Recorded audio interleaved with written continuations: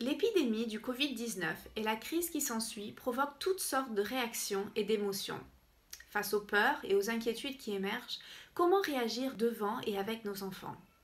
On dit qu'on retient 20% de ce que l'on entend, 30% de ce que l'on voit, mais 80% de ce que l'on expérimente. Nos expériences de vie nous marquent bien davantage que les définitions à mémoriser en géographie ou que les formules à maîtriser en physique que nos enfants apprennent aujourd'hui pour le prochain contrôle, mais qu'ils ne retiendront que si elles leur sont utiles au quotidien.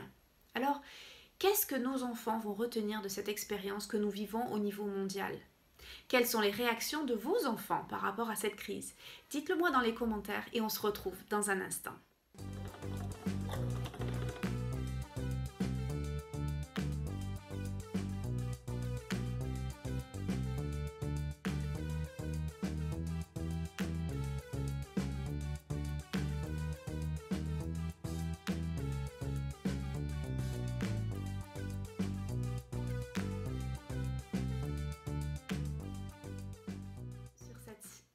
Bonjour et bienvenue sur cette chaîne Apprendre sans école. Moi, c'est Rebecca, mère de familles nombreuses instruisant en famille depuis plus de 10 ans. Dans cette série, sur l'école à la maison imposée par le confinement visant à limiter l'épidémie du coronavirus, j'ai abordé différents aspects de la vie et de l'apprentissage en famille. Cette vidéo est un petit peu différente car elle ne traite pas directement de l'école à la maison. Mais comme je l'ai dit dans l'introduction, ce que nous apprenons et ce que nos enfants apprennent dépasse largement ce qui fait partie d'un programme scolaire. Nous apprenons toute notre vie, que cela soit conscient ou pas. De plus, nos enfants sont avec nous tout le temps en ce moment, ce qui signifie que leurs impressions, leurs opinions, leurs peurs et leurs inquiétudes sont plus que jamais liées à ce que nous leur transmettons. Alors, que faisons-nous de nos craintes? La première chose que j'aimerais dire, c'est que cette crise doit nous remettre en question. Nous devons nous poser les bonnes questions. Sur quoi ou sur qui est-ce que je m'appuie? Les craintes peuvent être nombreuses. Crainte immédiate de perdre un proche ou crainte que la maladie touche notre famille. Crainte de perdre son travail et soucis financiers pour tous ceux qui sont en arrêt ou en diminution d'activité pour le moment. Crainte de l'après-crise et de l'effet sur l'économie mondiale, et ainsi de suite. Peu de domaines ne sont pas touchés par la crise. Mais toutes nos craintes révèlent aussi où nous trouvons, où nous pensions trouver notre sécurité et notre avenir. Le travail, la médecine, le gouvernement, autre chose? Plus que toute autre chose, nous avons besoin de nous poser les bonnes questions pour pouvoir nous raccrocher à quelque chose de sûr et de pérenne. J'ai écrit mes réflexions personnelles là-dessus et je mets le lien dans la description plus bas. La deuxième chose, c'est que face à nos craintes et nos inquiétudes bien légitimes, nous devons apprendre à rediriger nos pensées. Est-ce que nous allons choisir de nous plaindre, d'être déprimés, soucieux et préoccupés?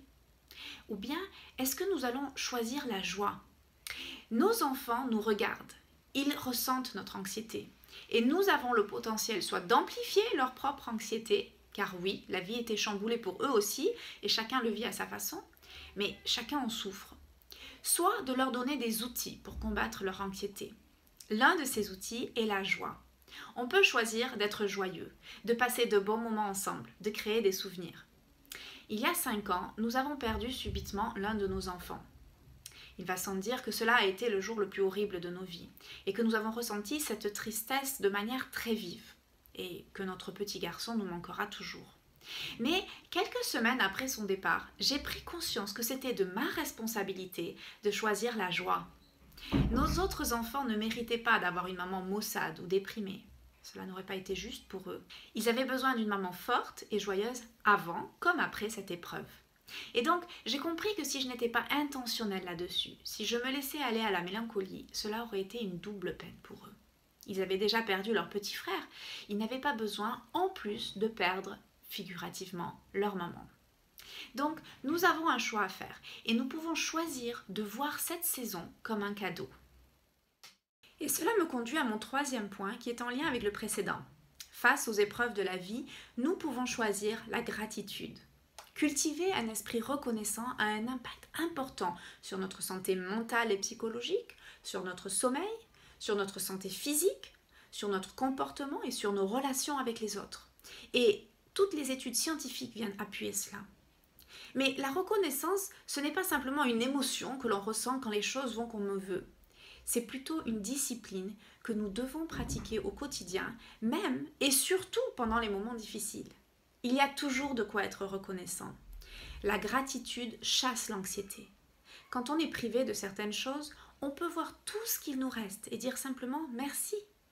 La gratitude, c'est de reconnaître que ce que nous avons est suffisant. Cela s'appelle le contentement. Et ça, à l'époque où trop d'enfants et même des adultes sont focalisés sur ce qu'ils pensent qu'on leur doit, cela peut révolutionner notre attitude d'abord et celle de nos enfants ensuite. Quatrièmement, j'ai un conseil pratique et très simple. Limitez le temps passé à regarder les infos. Oh, nous avons besoin d'être informés des derniers développements de l'épidémie et des mesures mises en place.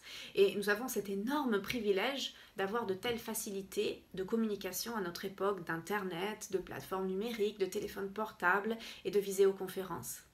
Mais nous pouvons facilement être submergés dans le flot de nouvelles, de fake news, d'histoires dramatiques, de scénarios catastrophiques et de prophètes de malheur. Vraiment, avons-nous besoin d'ingurgiter tout cela ? Si nous voulons garder la tête froide et ne pas céder à la panique, nous devons apprendre à nous informer sagement auprès de sources fiables et ensuite de laisser le reste, sans perdre des heures à lire ou à écouter des choses qui ne font que nourrir nos craintes et nos peurs. Un mot pour conclure.